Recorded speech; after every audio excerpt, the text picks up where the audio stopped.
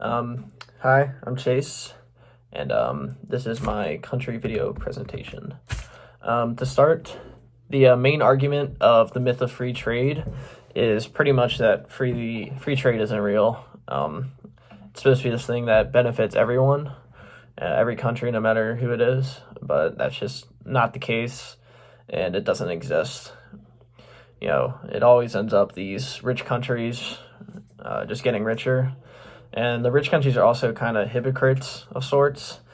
They want all these smaller, poorer countries to open up their free trade. But when it comes to them, they'll impose, these humongous tariffs to protect their own country's economy. And it's just not fair. When in reality, the whole reason they got to that level of being a rich country is they built it behind closed doors, fueling their own economy. So it's kind of hypocritical to tell smaller countries to stay closed. But yeah, that was kind of the main argument, that free trade is just not a real thing. It's an idea, but it's just not how it works out.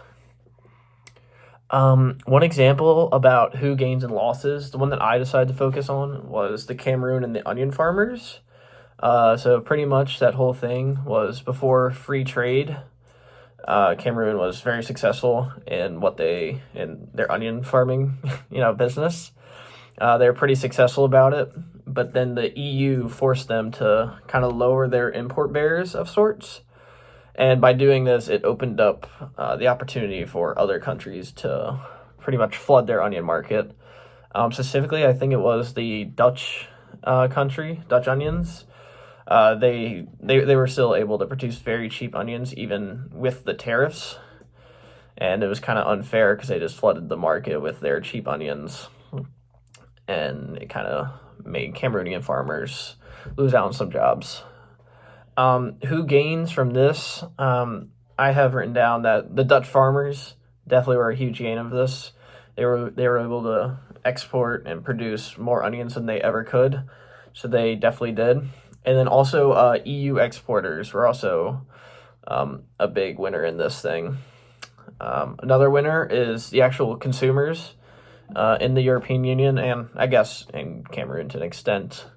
But because they were able to get a lot of onions, apparently. They were able to get an abundance of it, and it was all at a very cheap price. So those three are definitely the main winners in that situation. And the losers, obviously, Cameroon. Farmers just can't compete with the prices. So it makes things hard. It makes it hard to keep on going. And also the local economy is definitely highly effective when you have something that's, a big part of your economy, like farming in Cameroon, and you have a different country come in and take it. That obviously will hurt the economy a lot. All right, now time to reflect on these questions. Do tariffs always protect jobs, or can they sometimes backfire? I think when it's done correctly, tariffs do obviously protect jobs. They can make a country's economy thrive, and obviously if it's done correctly, it will protect that country's jobs. But on the flip side of that, like we talked about in class, it could easily backfire. I believe the company was Rexnord, and pretty much tariffs increased the prices of, the Chinese parts that they needed, and it increased it so much that they couldn't afford the work here in America. And as an American country, they had to abandon their American workers and go down to Mexico for cheaper labor, which kind of just shows how it can backfire and can cause a country to actually lose jobs.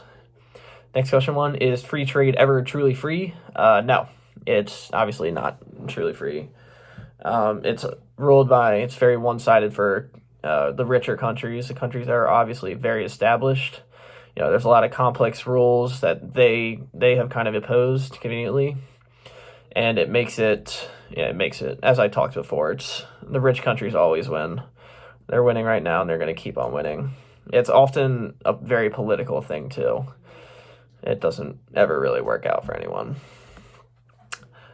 As for who benefits, workers or the average worker, large corporations and wealthy nations. Once again, that'd be large corporations and wealthy nations. When you have these large corporations, they have a much more agile ability to kind of send production wherever they want, wherever it work out, compared to like the average local worker. The local Cameroon farmer is not going to be able to afford to send their onion somewhere else. So it's definitely a big advantage that they have. Another thing is big corporations can exploit loopholes very easily. Once again, you're not going to have the average worker setting up, like offshore tax havens in some small country. But if you have a large corporation, you can very easily do that. And we see this as true even now, because like as of recent, companies have grown at an all-time level, and it's not the small average worker, it's the big corporations that are already established, like, I don't know, Apple, Google, all that stuff has just expanded immensely over time. So it makes sense. Also, wealthy nations obviously grow. The workers obviously also suffer. Like I said, the small farmers just cannot compete with, the larger farms. So they suffer. And also workers lose out on some stability. Like when you have someone who could import cheaper goods, it kind of, puts your job at risk. They won't need to make as much stuff, and therefore, your job is just at risk. So it definitely does benefit big corporations and big nations more than the local worker by far. So the country that I decided to analyze, I picked North Macedonia. And, just some fun facts. Mother Teresa was actually born at their capital. That's pretty cool. They have the third largest lake in the world. So that's also pretty cool, I guess. And as for their industry, they're big on automotive parts. It's I think it is their main moneymaker, to be honest. They export to over 50 different companies, so that's pretty cool. Super fun, per se. Their type of economy is definitely an emerging economy. They're a Balkan nation, so it's kind of expected, but they're kind of all around that, same thing. Their form of government, according to Wikipedia, it is, quote, parliamentary republic with directly elected ceremonial heads of states. So it's definitely closer to like Britain than us, obviously.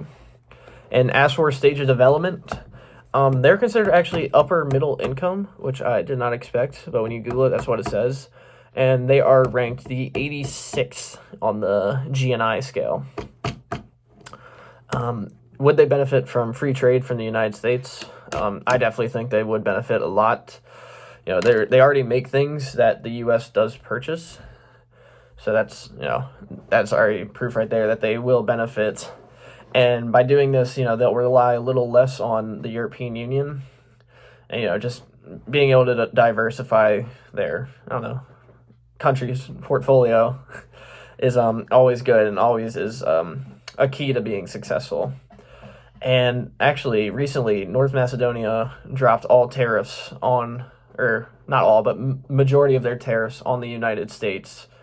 And the U.S. has just given them better deals on a bunch of things like tobaccos and stuff. So they're already pretty much starting, they're not starting free trade, but they're definitely inching closer. So I do think both sides would benefit to an extent.